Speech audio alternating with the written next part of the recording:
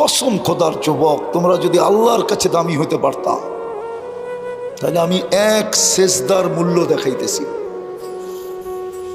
যুবক যখন সেজদায় যায় না, তা আল্লাহ ফেরেশতাকে ডাইকে জিজ্ঞেস করে, কি করে দেখতো, কি করে? তো ফেরেশতা বলে, জাআলা আজলাহু ওয়া মাজালাহু লিআজলিক। লজ্জাপতির মতো নিজেকে গুটায়া আপনার কুদরতি পায়ে রেখা দিছে। আল্লাহ সাথে সাথে বলে, ইন্নী উবাহি বিহিল মালাইকা, ও ফেরেশতারা, আমি তোমাদের উপরে এই যুবককে নিয়ে গৌরব করি, গৌরব গৌরব গৌরব গৌরব। দ্বিতীয়টা শুনবা, আল্লাহ বলে, হাদা আবদি হাক্কা, এই যুবক আমার পারফেক্ট বান্দা। যখন যুবক মনের ভিতর থেকে, মনের থেকে সেজদার তসবিহ পড়ে না, সুবহান বলে যখন চিৎকার দেয়, সুবহান, আল্লাহ তুই পবিত্র। আল্লাহ বলে, আমাকে পবিত্র বললি, সেজদার থেকে উঠার আগে তোকে পবিত্র করলে দিলাম। সাব্বাহতানি সাব্বাহতুক। বলো যুবক, এর চেয়ে বেশি দাম কে দিবে? আরে বলো না, এর চেয়ে বেশি দাম, এর চেয়ে বেশি দাম দিবে কেউ? আরেকটা দেখাই, এর চেয়ে বেশি দাম। ইয়াদিল্লুহুল্লাহু তাহতা দিল্লি, ইয়াদিল্লুহুল্লাহু তাহতা আরশি জিল্লি, ইয়াউমা লা দিল্লা ইল্লা দিল্লু। কিয়ামতের দিন যুবককে আরশের নিচে ছায়া দিবে, যেই দিন আল্লাহর আরশের ছায়া ব্যতীত কোনো ছায়া থাকবে না। অনেক সময় জুন জুলাইতে দেখা যায় ছায়ায় বৈশাও ঘাম ঝরে, ঠিক না? মনে হয় বুঝাইতে পারি না। অনেক সময় জুন জুলাইতে দেখা যায় ছায়ায় বৈশাও, আরশের নিচে ছায়া এরকম না। কত ঠান্ডা পরিবেশ, মনোরম পরিবেশ, সুপার ডিলাক্স গ্যালারির পরিবেশ। হায় যুবক, শর্ত কি? শাবুন নাশা ফি ইবাদাতিল্লাহ। যৌবনটা আল্লাহর দাসত্বে কাটায় দিছে, মুহাম্মদুর রাসূলুল্লাহর রঙে কাটায় দিছে। দুনিয়ায় দাম কতক্ষণ? কবির কথাই তো সত্য। গাজীপুরের বেশিরভাগ জমিনই তো ভাওয়াল রাজার। মনে হয় ভুল বলে ফেললাম, আবার আপনারা রাগ হয়ে যাবেন কিনা, যে দলিল তো আমার কাছে, হুজুরে কয় কি, ঠিক না? দলিল তো আমার কাছে, আমার নামে, হুজুরে কয় বাওয়াল রাজার বলে, ঠিক না? রাগ হয়ে যাবেন না তো? কিন্তু বাওয়াল রাজা কোথায়? হাইকোর্টে তো এখনো কেস চলতেছে বাওয়াল রাজার জমিন নিয়ে। কবির কথাই তো সত্য, मिले खाक में आले शाह कैसे कैसे, जमी खा गई नौजवां कैसे कैसे, अजल ने न छोड़ा किसरा न दारा, उसी से सिकंदर सा फाते भी देहारा, हर एक लेके क्या क्या हस सुधारा, परा रह गया यही ठाट सारा। বাওয়াল রাজা নাই, ঐতিহ্য আছে। রাজা বীর বিক্রম নাই, বিক্রমপুর আছে। আহসান মঞ্জিল আছে, নওয়াব আহসান উল্লাহ নাই। সোনার গাছ এই শাখা নাই, লালবাগ কিলা আছে, মালিক নাই। দুনিয়ায় দাম কতক্ষণ? শুধু ঐতিহ্য থেকে যাবে, আর কিছু না। আমি শেষ জায়গায় চলে আসছি। এতটুকুই যদি বোঝেন তাহলে যথেষ্ট হবে। ওয়াজ বেশি শুনতে, শোনার প্রয়োজন হয় না। যদি শোনার মতো শুনে, অল্পই যথেষ্ট, অল্পই যথেষ্ট, আর বেশি লাগে না, অল্প যথেষ্ট। বনি ইসরাইলের বদমাশের মতো, যে নিজেকে নিজে মানুষ বলতো না, বলতো আমি কুকুরের চেয়ে নিকৃষ্ট, কেননা আমি আমার অভ্যাসের গোলাম। আমি অভ্যাস ছাড়তে পারতেছি না, যার অভ্যাসের জন্য ডেলি বর্তমান রানিং টাকায় 60 থেকে 70 না 80 লক্ষ টাকা খরচ হতো। আল্লাহ তাকে টাকার পাহাড় দিছিলেন। এক মেয়েকে নিয়ে আইসা কামরায় ঢুকায় বলছিল আমি প্রস্তুতি নিয়ে আসতেছি। আইসা দেখে মেয়ে কাঁদতেছে অজোরে, জিজ্ঞাসা করছে ওই মেয়ে কাঁদিস কেন? টাকা দিয়েই তো নিয়ে আসলাম, দরদাম হলো তারপরেই তো নিয়ে আসলাম, তুই নিজেই তো আমার হাতে আইসা ধরা দিলি, আমি তো এখন আঙ্গুলের ছোঁয়াও তোর গায়ে দিই নাই, তুই কাঁদিস কেন? নাম ছিল তার কিফিল, হাদিসে আছে। বলছে শোন কিফিল, আমি বাজারি মেয়ে না, এটা আমার পেশা না। আল্লাহ জানে কোন বিপদের কারণে আমি তোর হাতে ধরা দিছি, কিন্তু কাঁদি কেন জানিস? আমার এই চেহারাটা দেখেই তো তুই নিয়ে আসছিলি, আমার চেহারাটা যদি না হইতো তাহলে তো তুই নিয়ে আসতি না, তুই তো চেহারারই পাগল। কিন্তু এই চেহারাটা তো আমার আল্লাহ দিছে আমাকে, আমি কাঁদতেছি, কালকে এই চেহারাটা আল্লাহকে কি করে দেখাবো? বুঝাইতে পারি না আপনাদেরকে। গুলি মারলেও মনে হয় কিফিলের দিলে এত জোরে লাগতো না। বলছে বোন, তোর গায়ে এখনো আঙ্গুলের ছোঁয়া দিই নাই, তাতেই তোর এই অবস্থা, তাইলে আমি তো অভ্যাসের গোলাম, কালকে আমার কি হবে? বলে একটা চিৎকার দিছে আর জমিনে পড়ে গেছে। উঠা টাকার থলি হাতে দিয়া বলছে দিয়া দিলাম টাকার থলি তোকে, কিন্তু বোন একটা অনুরোধ করব যদি তুই রাখিস। বলছে সেটা কি? বলে হাত দুটা উঠায় চোখের পানি দিয়ে আল্লাহকে একটু বলা দে, আমি তওবা করলাম, আল্লাহ যেন আমার তওবাটা কবুল করে। ওই রাত্রি কিফিলের মৃত্যু, ওই রাত্রি মারা গেছে। সকালে স্বর্ণ অক্ষরে দরজায় লেখা উঠছে কদ গফার আল্লাহু লিকিফলিন, আল্লাহ কিফিলকে মাফ করে দিয়েছেন। ওয়াজ বেশি শুনতে হয় না, একটু শুনলেই হয়। তো যেটা বুঝাইতেছিলাম, দুনিয়ায় আর দাম কতক্ষণ, দামি আর কতটুকু? 850 কোটির মানুষের ভিতরে আপনি কতটুকু দামি হবেন? মানলাম 1 নম্বর ধনী হইলেন, মানলাম 1 নম্বর অলরাউন্ডারই হইলেন, কতক্ষণ? আমার বিষয় হলো আল্লাহর কাছে দামি হওয়া। আর আল্লাহর কাছে দামি হইলে আল্লাহ লেনদেন করবে টাকা দিয়া না, কাগজ দিয়া না। দুনিয়ার মানুষ দামি থেকে দামি জিনিস কিনে কাগজ দিয়া, আল্লাহ কিনবে জান্নাত দিয়া। জান্নাত আমার দেশটাকে নিয়ে তো আমি কাঁদি যে আমার দেশের মানুষ জান্নাত হারাইতেছে কি করে। আমার দেশটা তো আমেরিকার মতো উন্নত না, আমার দেশটা তো কানাডার মতো উন্নত না, আমার দেশটা তো ইংল্যান্ডের মতো উন্নত না, অস্ট্রেলিয়ার নিউজিল্যান্ডের মতো উন্নত না, ইউরোপের মতো উন্নত না। আবার আমার দেশের কিছু এলাকাও তো আছে, গাজীপুরটা তো গুলশান না, না গুলশান, গুলশানের মতো উন্নত, নাগরিক সুবিধা গুলশানের মতো। কি বনানি? হানা না, হা জোরে বলেন না। ধানমন্ডি, উত্তরা, মিন্টো রোড, মন্ত্রীপাড়া তো বাদেই দিলাম। আপনি জান্নাত ভুলে গেলেন কি করে? কেন? তো বেশিরভাগই শ্রম পেশার মানুষ। বাড়িওয়ালা হইলেও মনে হয় 2-1 জন হবে, হইলেও হবে 1 কাঠা 1.5 কাঠা। বড় বড় টাওয়ারওয়ালারা তো এই রাত্রে আসে নাই, বড় বড় বাড়িওয়ালারা তো এই রাত্রে আসে নাই। শ্রম পেশার হয়ে আপনারা হারায় ফেললেন কি করে? জান্নাত হারাইতে চললেন কি করে? আমাকে বুঝান, নারী বুঝাক, পুরুষ বুঝাক, যুবকরা বুঝাক। খোদার কসম, এক আল্লাহওয়ালার কথা মনে উঠলো, আমারও মনে চায় আপনাদেরকে নিয়ে আমি কাঁদি।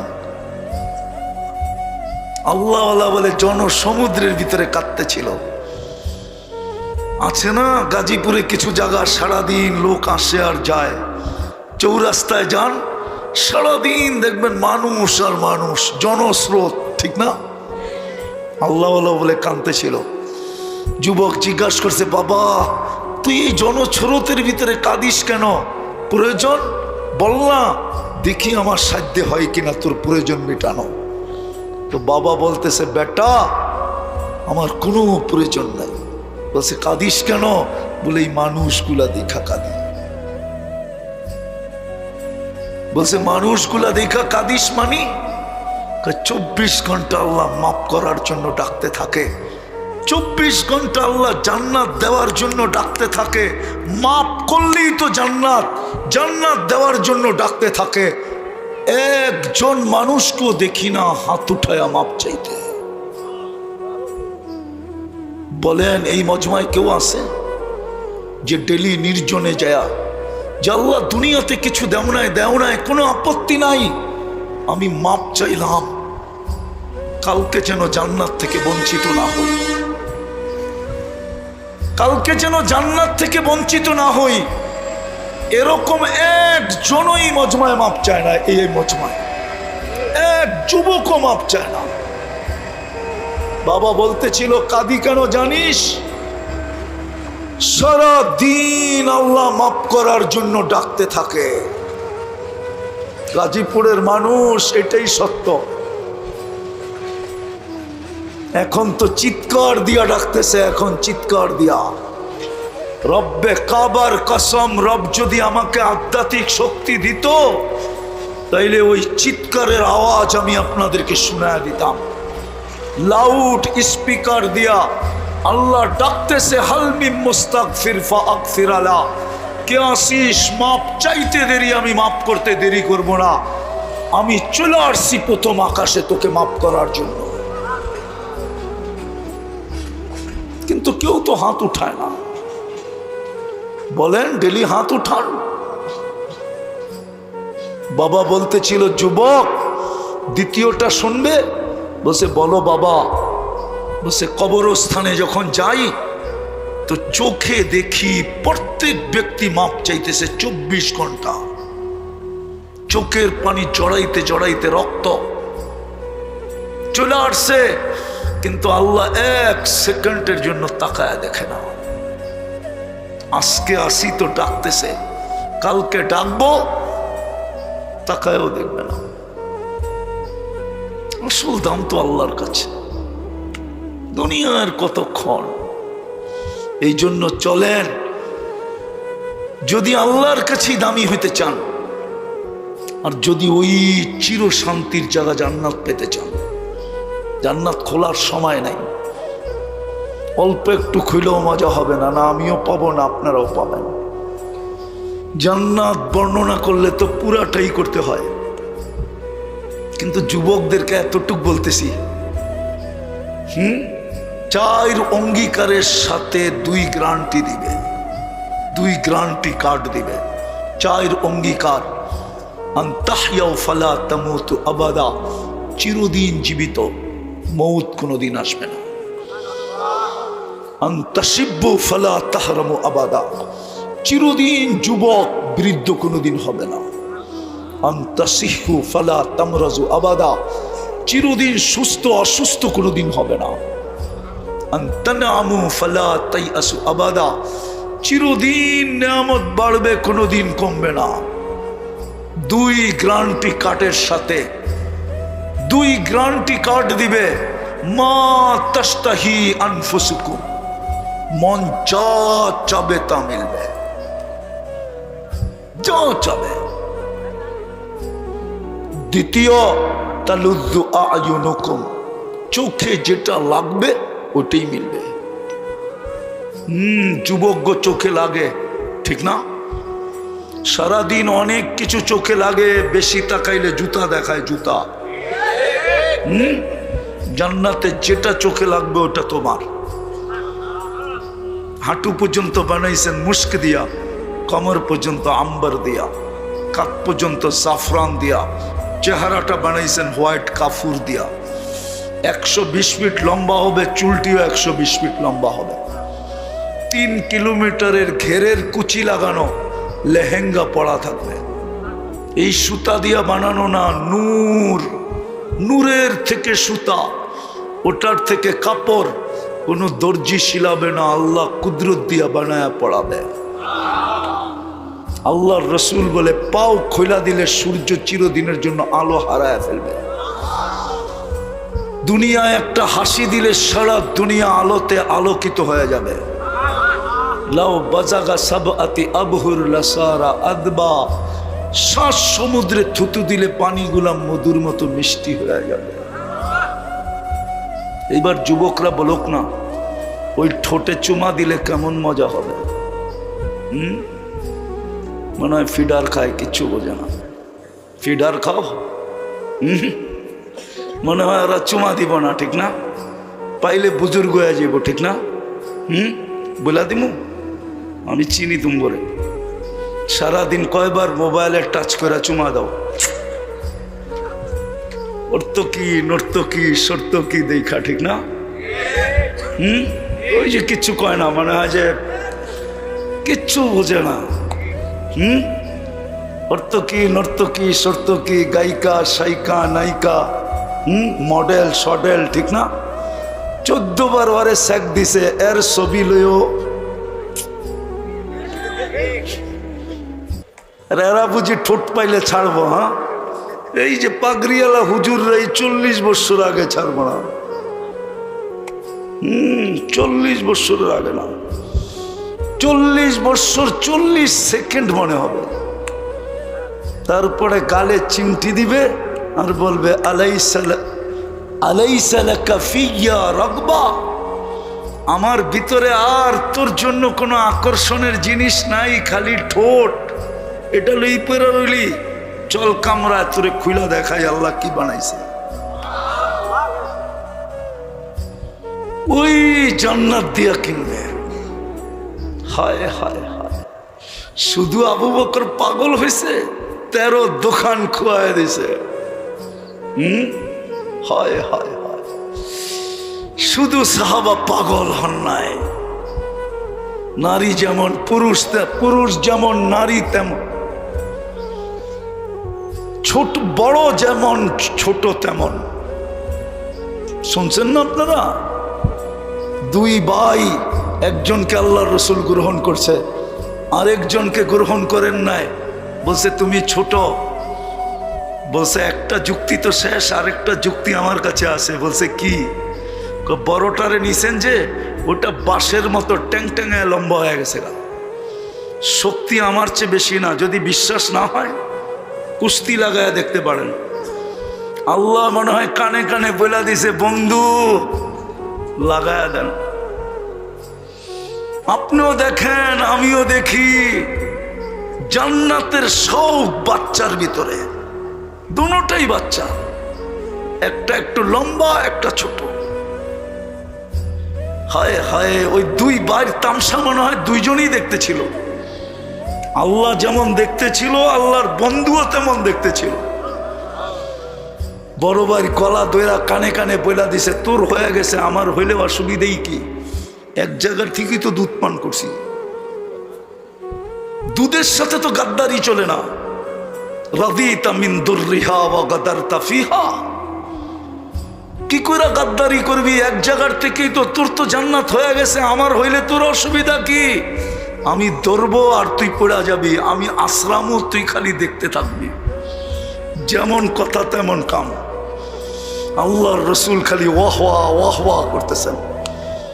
একটু পরে মনে হয় আল্লাহ কানে কানে বলে দিয়েছেন, লয়ালন বন্ধু, দুনিয়া তামসা দেখা ফেলছে, কিয়ামত পর্যন্ত এই তামসার ফিল্ম চলতে থাকবে বলে আমাদের মুখে। চান ওই জান্নাত? চান? আরে চান না কি? হ্যাঁ, কে কে চান? পাক্কা মনের থেকে? নামান নামান। তাইলে প্রথম তওবা করতে হবে। তওবা পারবেন মনের থেকে তওবা করতে? কে কে পারবেন দেখি? বলেন, আল্লাহ অতীত থেকে তওবা করলাম। বলেন বলেন বলেন, আপনি আমাদের তওবা কবুল করেন। নামান যদি মনের থেকে করে থাকেন তাহলে লেখা নেন আপনি নিষ্পাপ, আপনার কোনো গুনাহ নাই। কসম যুবক, তোমার কোনো গুনাহ এখন নাই। বাকি দুটা কাম করতে হবে, পারবেন? অঙ্গীকার, ওয়াদা, পারবেন? কোনো কঠিন না, সহজ। যখনই ঘুমাইতে যাবেন বিছনায়, শুধু হাত দুটা উঠায় ঘুমায় যাবেন। শুধু হাত দুটা উঠায় বলবেন আল্লাহ মাপ চাই। পারবেন? পারবেন? কে কে পারবেন?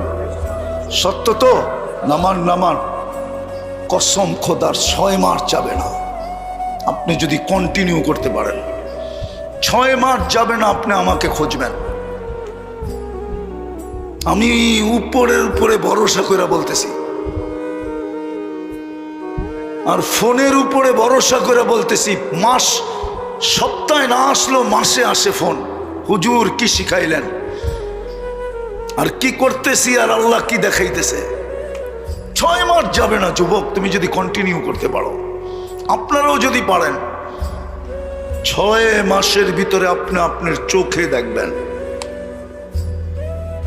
আমি আল্লাহর উপরে ভরসা রেখা গ্যারান্টি দিয়া ফোন পাওয়ার কারণে বলতেছি, যারাই করতেছে ফলাফল আমাদেরকে ফোনে জানাইতেছে যে হুজুর শিখাইলেন কি, করতেছি কি, আর আল্লাহ দেখাইতেছে কি। আপনিও দেখবেন, নাইলে জ্বালা জ্বালাই থেকে যাবে। জ্বালা কি? জ্বালা জ্বালা। এইখানে তো সব বাড়াটিয়া, ঠিক না? জীবনভর বাড়াই রয়ে গেলেন, গাজীপুরে 1 কাঠার বাড়ি বানাইতে পারলেন না। এটা কি জ্বালা না? এটা কি মনের জ্বালা না? দুনিয়ায় একটা ভালো পোশাক পরে দেখতে পারলাম না, এটা কি মনের জ্বালা না? জ্বালা জ্বালার জায়গায় থেকে যাবে। আর যদি করতে পারেন তাহলে ইনশাআল্লাহ দেখা হবে কিয়ামতের মাঠে। দেখা হবে, এই মজমাকে বলতেছি, দেখা হবে। হতে পারে আপনি 500 বছর আগে জান্নাতে চলে যাবেন। আল্লাহ বলবে ইনতালিকু ইলাল জান্নাহ বিগাইরে হিসাব ওয়ালা কিতাব। না হিসাব না কিতাব, চল জান্নাতে। তামাত্তাউ 500 আম, 500 বছর জান্নাতের নেয়ামত ভোগ কর। হাত্তা ইয়াদখুলাল আগনিয়া, তারপরে আমি ধনীদেরকে যেতে দিব। আমি তো বলি ধনীরা ওয়েটিং রুমে থাকবে, ওয়েটিং রুমে, আর প্রজেক্টরে সব দেখতে থাকবে। ধনীদেরকেও গরিবরা দেখবে, গরিবদেরকেও ধনীরা দেখবে। জান্নাতের বড় বড় রান নিবে, আর এরকম দেখায় দেখায় মারতে থাকবে। দেখায় দেখায় মারতে থাকবে। বলবে তোমরা দুনিয়ায় খাইছো, আমরা জান্নাতে খাইতেছি। ওরা 500 বছর কম খাবে আপনাদের চেয়ে। 60 বছরের রিকভারি করবে আল্লাহ 500 বছর জান্নাতেরটা দিয়া। দুনিয়ারটা তো দুর্গন্ধ হয়, জান্নাতেরটা সুগন্ধ হবে। জান্নাতে পেশাব পায়খানা নাই। খাবে, 1 লোকমা খায়া আরেক লোকমা যখন মুখের কাছে নিবে, হা করবে, আগের লোকমা সুগ্রাণ হয়ে বাহির হয়ে যাবে। 70 হাজার আইটেম এক বৈঠকে খাবে। পারবেন দ্বিতীয়টা করতে? পারবেন? আজকের থেকে নামাজ ছাড়বো না। ওয়াদা পাক্কা? এই মাদ্রাসার ছোট ছেলে নিয়ে আসেন। হায় হায়, এই উম্মতকে আল্লাহ পুরো জমিনকে মসজিদ বানায় দিছিলেন। জুইলাত লিয়াল আরদু মসজিদা। আল্লাহর রসুলকে বলছে, বন্ধু উম্মতকে বলে দেন পুরো রয়ে জমিন আপনার জন্য মসজিদ। আমার তাখাইয়ুল বলে, ধারণা বলে, আল্লাহ এই উম্মতের বাড়ি বাড়ি যায় জান্নাতের চাবি দিয়ে আসতে চাইতেছিলেন। নাইলে প্রত্যেক মহল্লায় মসজিদ কেন দিবে? প্রত্যেক গ্রামে কেন দিবে? মসজিদ তো আল্লাহর ঘর। গাজীপুরের বড় লোকরাও তো গাজীপুরে থাকে না, এই শহরের বড় লোকরা কোথায় থাকে? আরে উত্তরা থাকে একটু একটু নিচে, আর একটু বড় হইলে চলে জায়গা গুলশান, বনানী, বাড়িদারা, ঠিক না? আরো যদি হয় তাহলে কোথায়? ইংল্যান্ড, কানাডা, আমেরিকা, ঠিক না? আল্লাহ মনে হয় গরিব, ঠিক না? নাইলে নিজের গড়টা আপনাকে গাজীপুরে দিল কেন? গাজীপুরের ধনী তো থাকে না গাজীপুরে, আল্লাহ কি কম ধনী যে গড়টা আপনার গাজীপুরে দিয়ে দিল? ওই আমার ধারণাই সঠিক। আল্লাহ চাইতেছিল বন্ধুর উম্মত। কার উম্মত? কার উম্মত? হায় হায়, আপনারা মনে হয় বাংলায় শোনেন নাই। বন্ধুর বন্ধু কি? বন্ধুর বন্ধু বন্ধু। আল্লাহ বলে মুহাম্মদুর রাসূলুল্লাহ আমার বন্ধু, উম্মত মুহাম্মদুর রাসূলুল্লাহর বন্ধু, উম্মতও আমার বন্ধু। এই জন্য বাড়ি বাড়ি জান্নাতের চাবি দিয়া দিছেন। 2 কদম দিয়ে মসজিদ, 2 কদম দিয়ে মসজিদ। কিন্তু আফসোস 90% মুসলমান নামাজ পড়ে না। একটা কথা শুনেই শেষ করতেছি, কর্মজীবী মানুষ তো আপনারা, শুধু একটা বাহানা দেখান, একটা যুক্তি দাঁড় করান, আমি ব্যস্ত, ঠিক না? ব্যস্ততার কারণে পারি না, তাই তো? এটারও জবাব আল্লাহ দিছেন। মৌত যখন আসবে না, মালাকুল মৌত যখন আসবে, প্রথম চিৎকার দিবে। এই সমস্ত ব্যক্তির কাছে এসে প্রথম একটা চিৎকার দিবে, আইনাল ইশতেগাল ওয়াকাদ ওয়াসালনা। হায়, পলাতক আসামিকে পুলিশ ধরলে যেরকম 2টা মাইরা চিৎকার দিয়া বলে এখন ভাগবি কই, ঠিক ফেরেশতা আয়েশা বলবে আইনাল ইশতেগাল, বল তোর ব্যস্ততা কোথায়, আমরা পৌঁছে গেছি। তারপরে রুটা বাহির করবে আর একটা চিৎকার দিবে, জালাল ইশতেগাল, তোর ব্যস্ততা শেষ। বিদায় চলেন, 2টা কাম শুরু করি, পারবেন? প্রথমটা কি? ঘুমানোর সময় তওবা,